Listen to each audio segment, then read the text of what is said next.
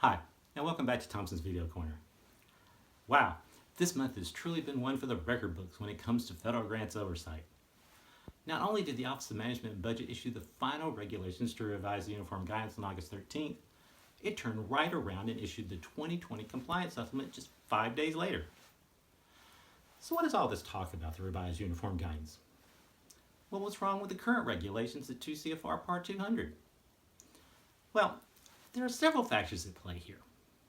First of all, the Uniform Guidance contained a provision at 200.109 to be reviewed every 5 years after the original issuance.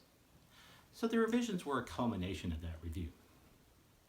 Secondly, there have been several federal laws enacted that affected the guidance, thus requiring new provisions in the revised version. For instance, it has a new provision at 200.215 that implements the Never Contract with the Enemy regulations at a new 2 CFR Part 183. This essentially restricts federal agencies from making awards that are over $50,000, are performed outside the United States, and support an operation where the armed forces are actively engaged in hostilities. Another new regulation at 200.216 addresses prohibitions on certain telecommunications and video surveillance services or equipment, which we actually addressed in our last video. Also, changes were made to meet administrative goals related to enhanced performance and results from grants, and to address certain concerns about the existing guidance. This includes inserting a new program planning and design provision at 200.202 and updating the 10% de minimis indirect cost rate provisions to make it available to a wider population of recipients that didn't have existing negotiated cost rate agreements.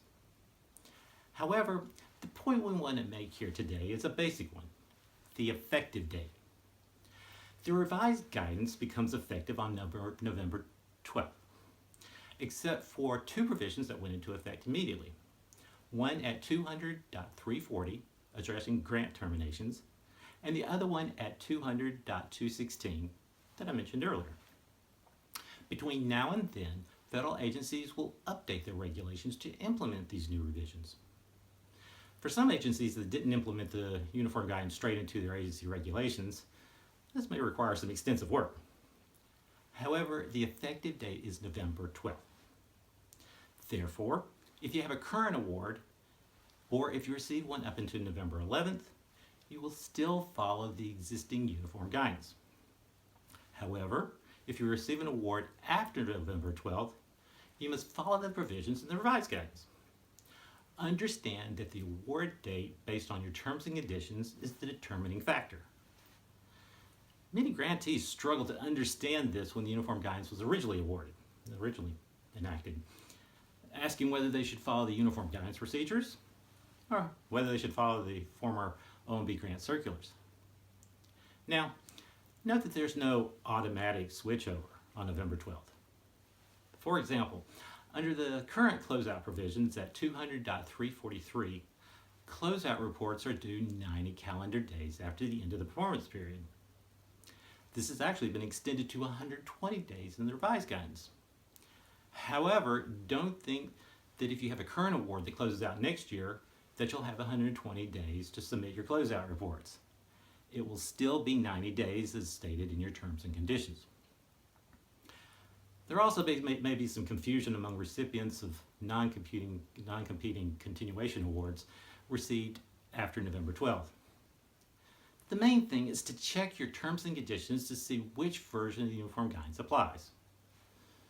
We also anticipate that auditors are going to have their hands full next year as they test for compliance for awards received on two sets of guidance, depending on the date the grant was awarded. So, staying abreast with these changes will be crucial over the next several months. We here at Thompson have created the 2020 Uniform Guidance Changes Info Center on our website as a continuously updated one-stop shop containing links to the text of the revised guidance, articles, training opportunities, and other free resources to keep you fully informed about the revised guidance. We're really looking forward to this new era in grants administration. Thanks everyone for watching, and have a great day.